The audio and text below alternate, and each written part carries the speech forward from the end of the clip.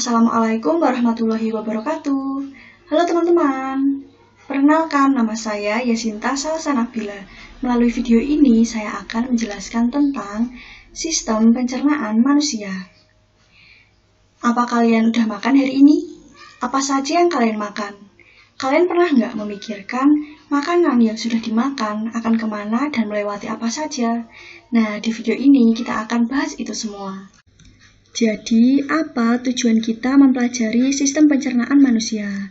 Ya, supaya kita tahu apa saja organ yang terlibat dalam sistem pencernaan manusia. Apa saja fungsi dari organ tersebut, bagaimana prosesnya, dan gangguan yang dapat terjadi pada organ pencernaan. Sistem pencernaan memiliki peranan yang vital bagi kehidupan kita. Sistem pencernaanlah yang bertugas mengubah makanan yang kita konsumsi menjadi energi serta zat-zat yang menunjang hidup kita sampai saat ini. Sistem pencernaan manusia terdiri dari saluran pencernaan dan kelenjar pencernaan.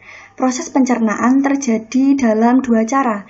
Yang pertama, pencernaan mekanik, yaitu pencernaan makanan berupa gerakan seperti mengaduk dan meremas. Dan yang kedua, pencernaan kimiawi, yaitu pencernaan makanan dengan bantuan enzim. Nah, ayo kita mulai.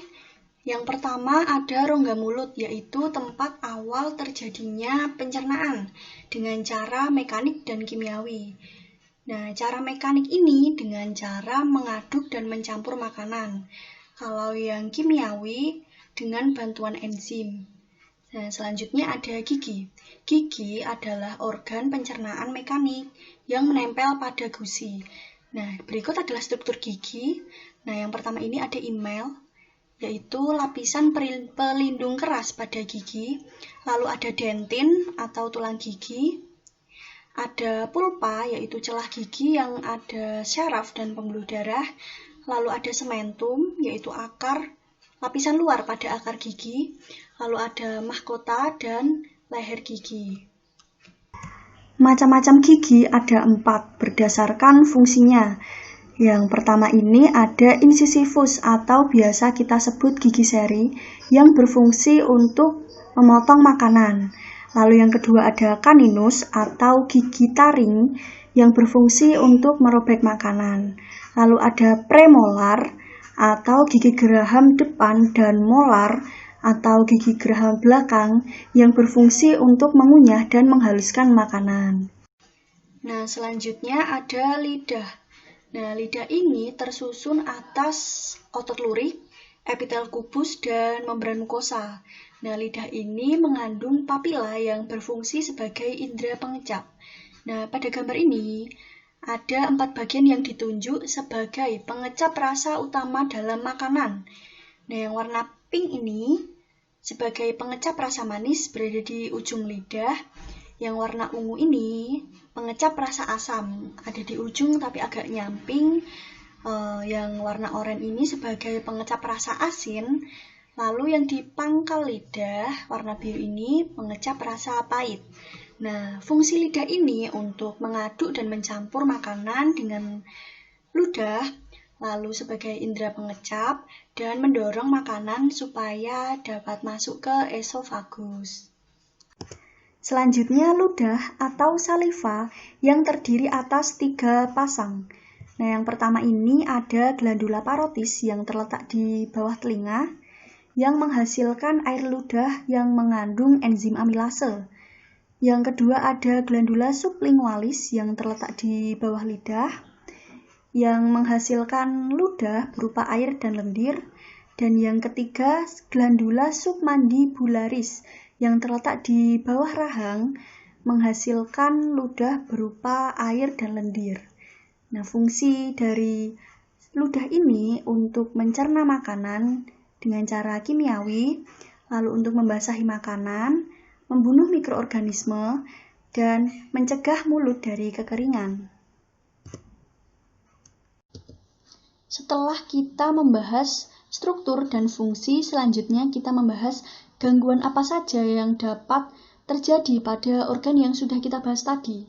Nah, yang pertama, rongga mulut yang rawan terjadi adalah sariawan, yang disebabkan oleh jamur Candida albicans.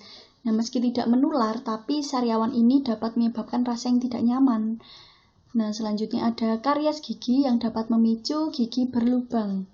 Jika dibiarkan akan menyebabkan rasa nyeri, terjadi infeksi, dan gigi tanggal.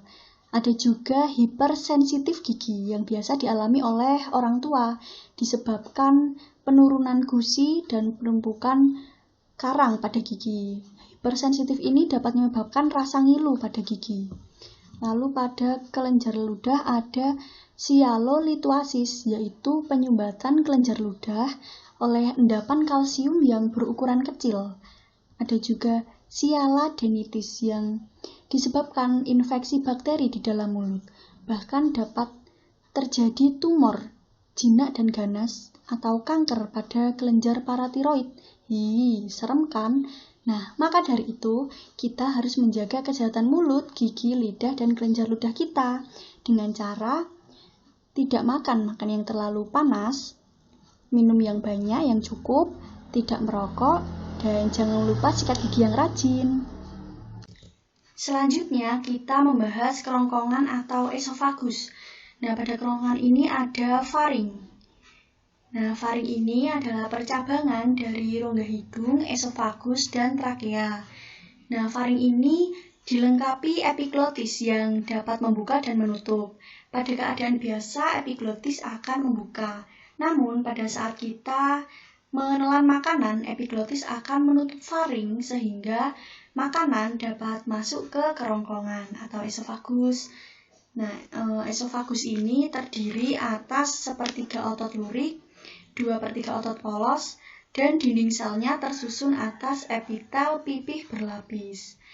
Nah, pada esofagus ini terjadi gerakan peristaltik, yaitu gerakan kontraksi dan relaksasi dari otot polos untuk mendorong makanan menuju lambung. Nah, gerak peristaltik ini menghasilkan makanan yang berupa gumpalan disebut bolus. Gangguan apa aja nih yang dapat menyerang kerongkongan atau esofagus? Nah, yang pertama ada laringitis, yaitu radang tenggorokan.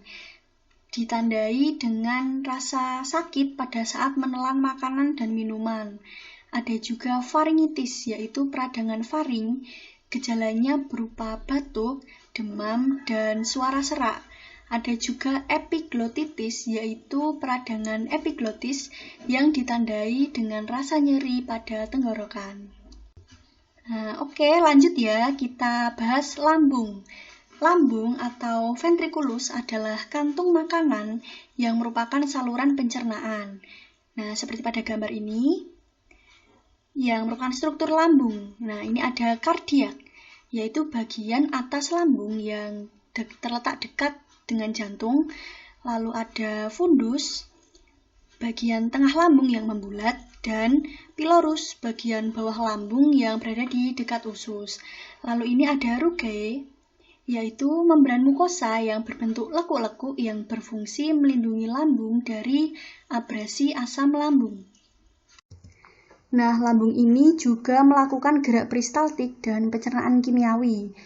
Perpaduan dari gerak peristaltik dan enzim lambung ini dapat menghasilkan makanan yang berbentuk bubur disebut cim. Nah, gerak peristaltik juga berfungsi untuk mengaduk dan mencampur makanan dengan enzim dan mendorong makanan keluar dari lambung. Nah, lambung juga menghasilkan getah enzim yang dihasilkan oleh daerah fundus. Sekresi lambung ini dipacu oleh hormon gastrin yang dihasilkan oleh dinding lambung.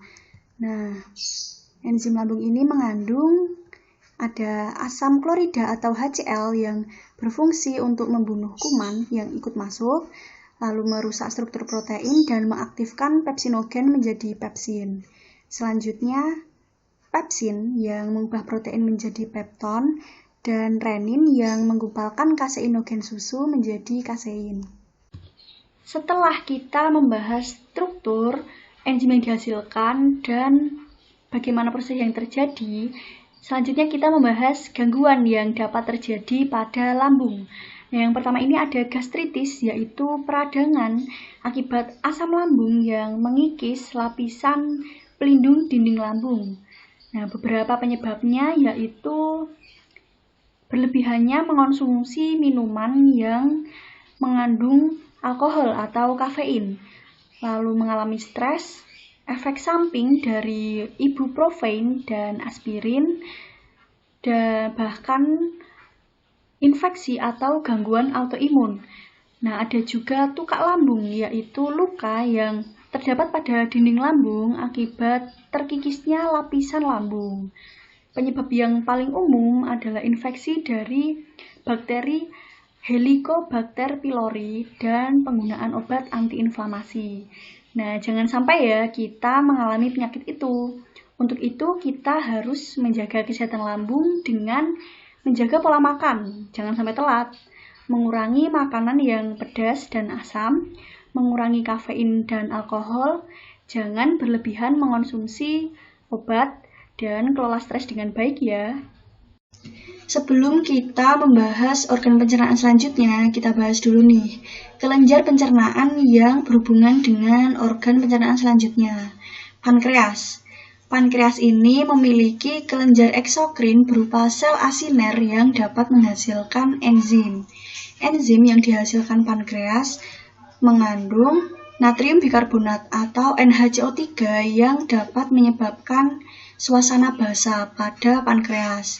Selanjutnya tripsinogen, yaitu enzim yang belum aktif, kemudian diaktifkan oleh enterokinase menjadi tripsin yang berfungsi mengubah pepton menjadi asam amino.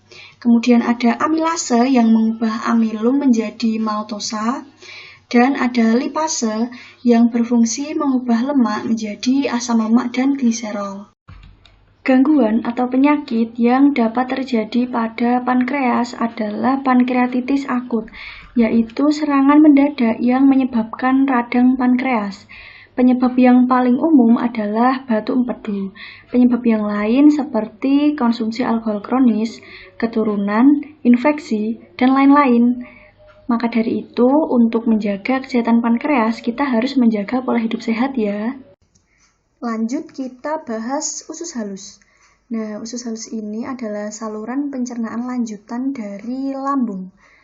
Nah, usus halus terdiri dari duodenum, yang ini, atau bisa disebut usus 12 jari, yang berfungsi sebagai tempat bermuaranya pankreas dan kantung empedu. Lalu ada jejunum, yang ini, atau bisa disebut usus kosong, yaitu tempat mencerna makanan dengan enzim-enzim. Lalu ada ileum atau usus penyerapan untuk tempat menyerap sari-sari makanan. Lanjut kita bahas struktur dinding usus halus. Yang pertama ada enterosit. Nah, enterosit itu yang ini. Enterosit adalah sel epitel yang berfungsi untuk menyerap sari-sari makanan. Lalu ada sel goblet. Sel goblet berfungsi untuk menghasilkan mukus atau getah atau enzim. Lalu ada villi, yaitu lipatan pada dinding usus halus yang berfungsi memperluas bidang penyerapan pada usus halus. Nah, usus halus menghasilkan beberapa enzim. Yang pertama enterokinase yang udah kita bahas tadi, yaitu mengaktifkan tripsinogen menjadi tripsin dan juga mengaktifkan erepsinogen menjadi erepsin. Nah, erepsin ini mengubah pepton menjadi asam amino. Lalu ada peptidase yang mengubah polipeptida menjadi asam amino. Ada juga maltase yang mengubah maltosa menjadi 2 mol glukosa. Sukrase yang mengubah sukrosa menjadi glukosa dan fruktosa. Laktase yang mengubah laktosa menjadi glukosa dan galaktosa.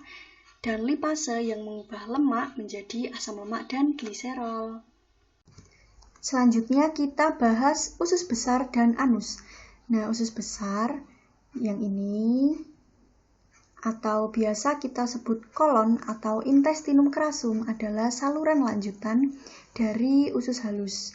Nah, usus besar ini berfungsi untuk membentuk feses, mengatur kadar air dalam feses, mengatur kadar garam, mineral, dan zat berguna yang masih tersisa dalam feses. Nah, usus besar ini membusukkan makanan bersimbiosis dengan bakteri E. coli. Setelah feses terbentuk, feses ini disimpan di rektum. Nah, rektum itu yang ini. Nah, proses pengeluaran feses melalui anus kita biasa sebut defekasi. Nah, anus yang ini itu adalah saluran pembuangan zat sisa hasil pencernaan yang terdiri dari sfinkter anus dengan otot polos berada di dalam dan otot lurik berada di luar. Kontraksi rektum dapat menyebabkan refleks gastrokolik yang dapat dilakukan secara sadar dan otot pencernaan akan berkontraksi sehingga feses akan terdorong keluar.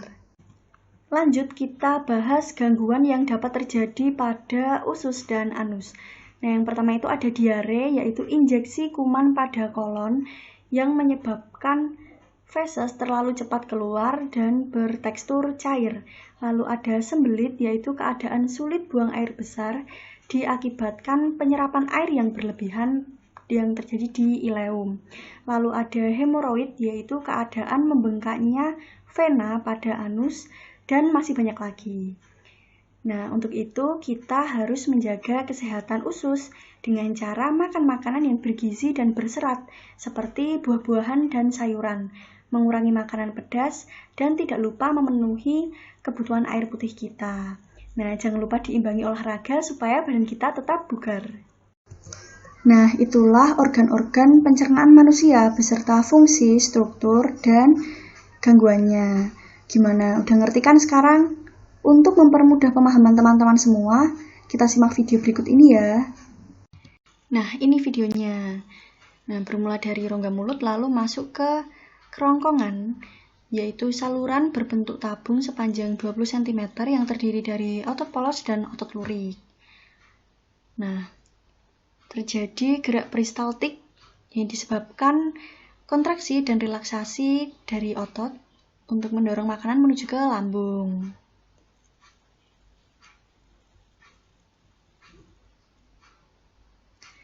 Nah, setelah dari kerongkongan, lanjut masuk ke lambung, yaitu organ pencernaan paling elastis. Berbentuk seperti kantong makanan yang udah kita bahas tadi, bisa disebut juga ventriculus. Terjadi pencernaan mekanis dan kimiawi. Nah, pencernaan mekanik ini dilakukan oleh lambung, dinding lambung untuk meremas makanan dan mencampurnya dengan enzim, dan pencernaan kimiawinya dilakukan oleh getah lambung yang dihasilkan oleh dinding lambung. Nah, ini mengandung pepsin, renin, dan asam klorida. Dan enzim pepsin ini mengubah protein menjadi pepton, enzim renin yang menggumpalkan protein susu lalu menjadi kasein, asam klorida atau HCl yang mengasamkan makanan, lalu membunuh kuman yang masuk ke dalam makanan. Nah, lanjut setelah dari lambung ke usus halus. Nah, usus halus ini usus terpanjang sepanjang 6-7 meter. Terdapat cairan khusus untuk menyempurnakan pencernaan makanan. Nah, usus halus ini ada 3, usus 12 jari atau duodenum, usus kosong atau jejunum, atau usus penyerapan atau ileum. Nah, usus 12 jari atau duodenum yang ditunjukkan sepanjang 25 cm. Mencerna makanan dengan bantuan getah pankreas dan getah empedu. Yang tadi dijelaskan bermuaranya pankreas dan empedu. Nah, pankreas ini merupakan kelenjar pencernaan. Menghasilkan enzim amilase yang mengubah amilum menjadi glukosa, enzim tripsin yang mengubah pepton menjadi asam amino, lalu enzim lipase yang mengubah lemak menjadi asam lemak dan gliserol. Nah, lalu ada getah empedu yang dihasilkan oleh hati yang berfungsi untuk menghancurkan lemak. Lanjut ke usus kosong atau jejunum. Nah, yang ditunjukkan itu sepanjang 2,5 meter. Nah, mencerna lebih lanjut, makanya telah dicerna oleh usus 12 jari. Nah, lanjut lalu ada usus penyerapan atau ileum, tempat penyerapan sari-sari makanan. Nah, ini struktur dari dinding usus halus. Yang udah dijelaskan tadi ada enterosit, sel goblet, dan villi. Nah, ini menyerap sari-sari makanan lalu diedarkan ke seluruh tubuh. Nah, setelah itu usus besar atau disebut kolon menyerap cairan, vitamin, dan mineral dari sisa-sisa makanan yang telah diserap oleh usus halus.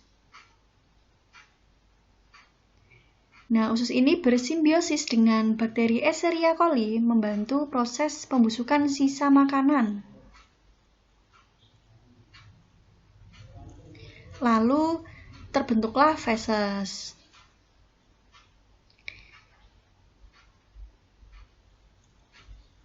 Nah, selanjutnya rektum, yaitu tempat menyimpan feses sementara.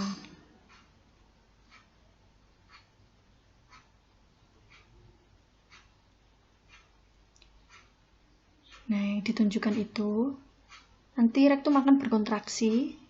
Nah, lalu ada anus, lubang tempat keluarnya feses dari dalam tubuh yang kita sebut defekasi. Jadi begitu teman-teman proses pencernaan manusia. Sudah paham ya? Semoga video ini dapat membantu teman-teman semua memahami sistem pencernaan manusia. Terima kasih sudah nonton. Jangan lupa like. Wassalamualaikum warahmatullahi wabarakatuh.